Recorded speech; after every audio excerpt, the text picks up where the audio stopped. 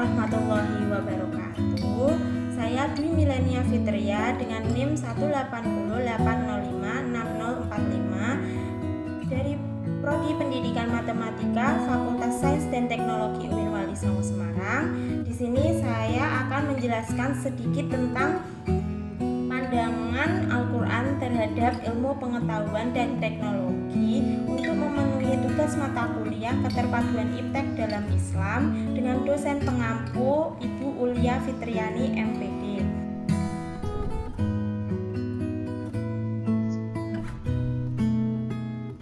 Yang pertama yang akan dibahas yaitu tentang pengertian ilmu pengetahuan dan teknologi. Ilmu adalah pengetahuan yang telah diklarifikasi, diorganisasi, dan diinterpretasi sehingga menghasilkan kebenaran objektif yang sudah teruji kebenarannya dan dapat diuji ulang secara ilmiah. Sedangkan istilah teknologi merupakan produk terapan dari ilmu melalui perekaciptaan, membuat sesuatu untuk memenuhi kebutuhan atau kesejahteraan manusia. Yang kedua yaitu dasar-dasar teknologi dalam Al-Quran. Tidak seorang pun dapat menyangkal bahwa di dalam Al-Quran tidak hanya diletakkan dasar-dasar peraturan hidup manusia dalam hubungannya dengan Tuhan, dalam interaksinya sesama manusia dan tindakannya terhadap alam sekitarnya, tetapi juga dinyatakan untuk apa manusia itu diciptakan. Dan di dalam Al-Quran itu sudah disebutkan garis besar tentang kejadian alam semesta, tentang penciptaan makhluk hidup, termasuk manusia itu didorong hasrat ingin tahunya, dipacu akalnya untuk menyelidiki segala apa yang ada di sekelilingnya. Allah telah menggambarkan tentang teknologi dalam Al-Quran. Teknologi bagi para pendahulu kita, yaitu para utusan Allah yang digambarkan untuk kita jadikan bahan pembelajaran dan motivasi dalam menguasai berbagai cabang ilmu.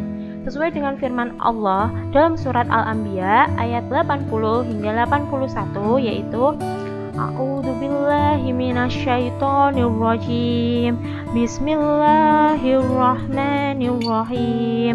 Wa 'allamnahu san'ata labusin lakum lituhsinakum min ba'sikum fahal antum syakirun. Wali Sulaiman ar-rayha sifatan tajri bi amrihi ilal ardil lati barakna fiha wa kunna bi kulli syai'in alimin. Shadaqallahul adzim. Yang artinya, dan telah kami ajarkan kepada Daud baju perisai untuk kamu guna memeliharamu dalam peperangan, maka tidakkah kamu bersyukur? Dan bagi Sulaiman angin yang kencang tiupannya yang menghembus ke negeri yang telah kami berkati, dan kami mengetahui tentang segala sesuatu. Di dalam ayat tersebut dinyatakan bahwa Nabi Daud diberikan oleh Allah Subhanahu wa Ta'ala tentang cara pembuatan baju pelindung yang dapat digunakan dalam pertempuran. Dari pelajaran yang disampaikan Allah kepada Nabi Daud, kita dapat melihat perkembangan pembuatan baju besi yang dirancang khusus untuk para prajurit dalam peperangan yang mereka hadapi, baik itu berupa topi besi, rompi besi, dan lain sebagainya. Begitu juga Nabi Sulaiman, Allah telah menundukkan angin baginya hingga ia dapat melewati ke negeri sekitarnya. Dari gambaran yang Allah tunjukkan itu, kita dapat melihat perkembangan saat ini. Beberapa banyak peralatan canggih yang dikembangkan, hampir semuanya menggunakan tenaga angin, seperti kapal layar, kincir angin, dan alat lainnya. Jika pada abad yang lalu umat Islam hanya bisa meraba dan menerka saja jawaban dari teknologi, maka pada abad ini kita itu dapat melihat dengan mata kepala sendiri bagaimana roket dan pengendalian elektronik canggih yang berhasil melontarkan manusia sampai ke permukaan bumi dan permukaan bulan dan mengembalikannya ke permukaan bumi.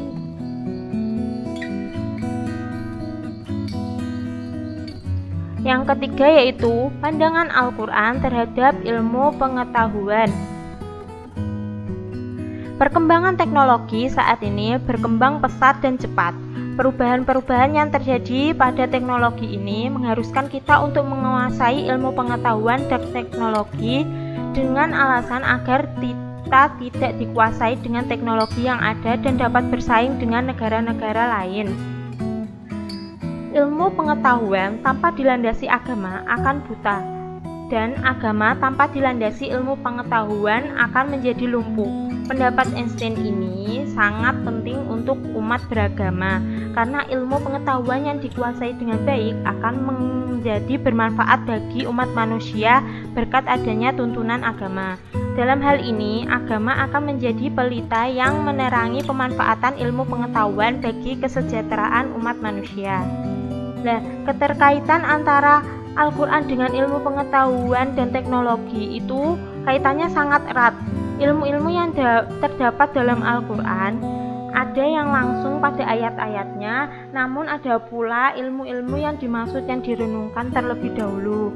Perlu pemikiran lebih lanjut karena hanya tersirat pada ayat-ayatnya.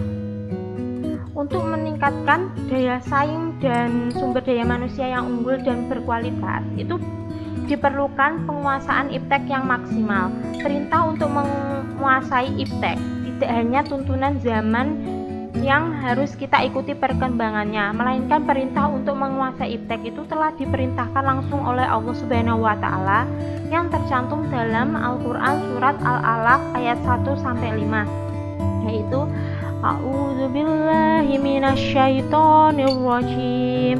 Bismillahirrahmanirrahim. Iqra bismi rabbikal ladzi khalaqal insana min 'alaq. Iqra wa rabbukal akram alladzi 'allama bil qalam 'allamal insana ma lam ya'lam.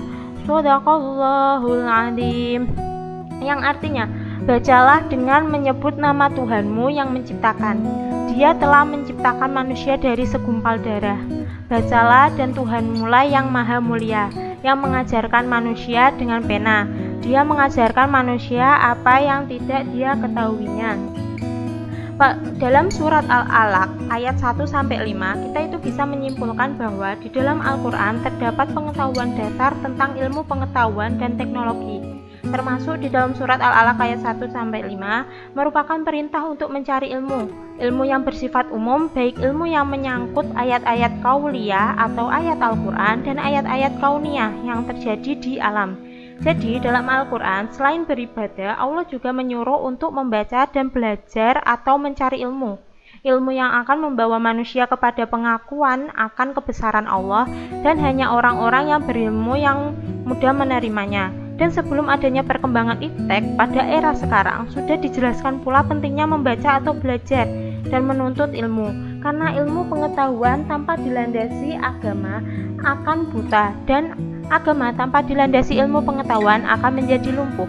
Pendapat Einstein ini sangat penting untuk umat beragama, karena ilmu pengetahuan yang dikuasai dengan baik akan menjadi bermanfaat bagi umat manusia berkat adanya tuntutan agama. Ayat tersebut juga mengisyaratkan kepada manusia, terutama umat Muhammad SAW, agar ketika memperoleh ilmu pengetahuan maka harus disampaikan kepada orang lain, dan Allah menjadikan manusia ke dunia dalam keadaan yang tidak mengetahui apa-apa dan secara perlahan mempelajari melalui kemampuan melihat dan mendengar. Cukup sekian yang dapat saya sampaikan, kurang lebihnya mohon maaf. Wassalamualaikum warahmatullahi wabarakatuh.